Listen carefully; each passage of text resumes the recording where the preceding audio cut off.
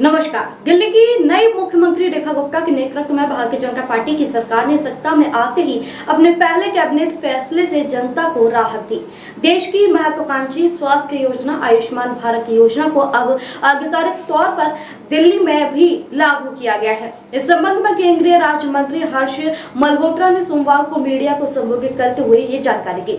हर्ष मल्होत्रा ने कहा है कि दिल्ली विधानसभा चुनाव से पहले भाजपा के दिल्ली और देश भर के वरिष्ठ नेताओं ने ये वादा किया था कि अगर भाजपा की सरकार दिल्ली में बनती है और रेखा गुप्ता मुख्यमंत्री बनती हैं, तो उनकी पहली कैबिनेट बैठक में आयुष्मान भारत योजना को लागू किया जाएगा।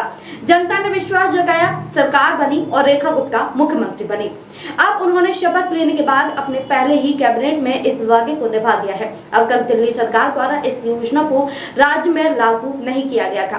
केजरीवाल सरकार ने इसे लेकर कई तकनीकी और प्रशासनिक वजह बताई थी, जिसके चलते राजधानी के नागरिक इस योजना से वंचित रह रहे थे।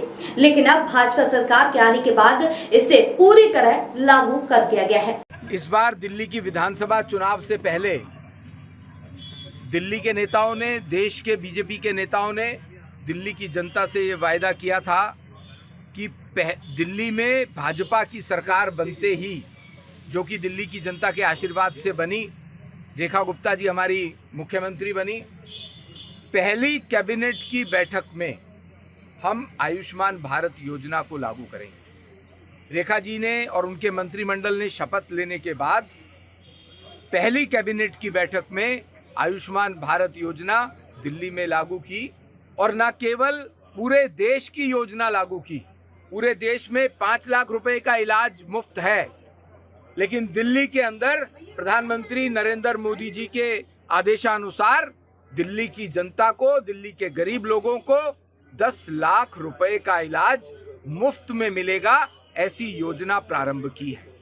और जो आयुष्मान व्यय वंदन योजना है, जिसमें 70 वर्ष के ऊपर के सभी बुजुर्ग, चाहे अमीर हो चाहे गरीब हो, सभी को 10 लाख रुपए का दिल्ली के प्राइवेट हॉस्पिटल में इलाज मुफ्त होगा, ये योजना भी लागू की है। इसमें 300 से ज़्यादा आयुष्मान भारत कार्ड दिल्ली में बन चुके हैं। 3 लाख से ज़्यादा आयुष्मान भारत कार्ड बन चुके हैं और 300 से ज़्यादा लोगों ने इस योजना का लाभ उठा करके अपना इलाज प्राइवेट हॉस्पिटल में मुफ्त कराया है। इसके साथ साथ प्रधानमंत्री नरेंद्र मोदी जी के आशीर्वाद से दिल्ली राज्य को 2,500 करोड़ रुपया आज से 5 साल पहले मिला था।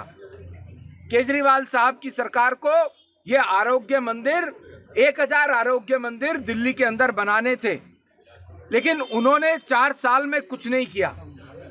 जो लास्ट के 9 महीने 10 महीने बचे, जब रेखा जी की सरकार, रेखा जी की बीजेपी की सरकार दिल्ली में आती है, तो उस 2,500 करोड़ रुपयों का उपयोग होना शुरू होता है। उसी सिलसिले में आज 33 आरोग्य मंदिर दिल्ली की जनता को रेखा जी ने, उनके मंत्रिमंडल ने, दिल्ली में सभी 7 सांसदों ने, सभी विधायकों ने अपनी क्षेत्र की जनता के नाम किए हैं, उनको सुपुर्द किए हैं। और साथ साथ 17 जन औषधि केंद्र, जिसके अंदर दवाइयाँ प्रधानमंत्री नरेंद्र मोदी जी की योजना से 80 से 90% सस्ती दवाइयाँ मिलती हैं। उसी सिलसिले में आज यहाँ गीता कॉलोनी के अंदर आरोग्य मंदिर का शुभारंभ हो रहा है।